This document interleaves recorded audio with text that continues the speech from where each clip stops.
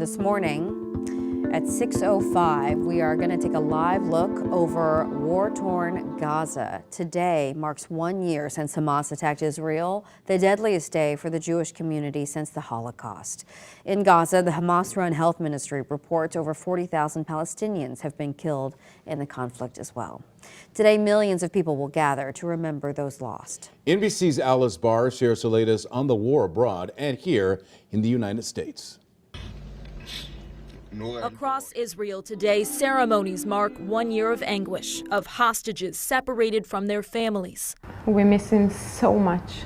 Of Palestinians living through unbearable conditions, more than 40,000 dead, according to the Gaza Health Ministry. And 365 days after Hamas militants attacked inside Israel, killing 1,200 and kidnapping more than 200, the suffering is only growing. Israel now battling Hezbollah militants in Lebanon and vowing retaliation against Iranian missile strikes. Prime Minister Benjamin Netanyahu not backing down. Israel has both the duty and the right to defend itself. That's despite growing criticism, including from the U.S., about the devastating toll on civilians and the fear of an all-out regional war. Vice President Kamala Harris on CBS 60 Minutes backing Israel's right to defend itself while stressing the need for a ceasefire. The need for humanitarian aid, the need for this war to end, the need for a deal to be done which would release the hostages. But those negotiations are deadlocked, raising questions about the U.S.'s ability to influence Israeli policy. President Biden sharpening his rhetoric toward Prime Minister Netanyahu. No administration has helped Israel more than I have. None.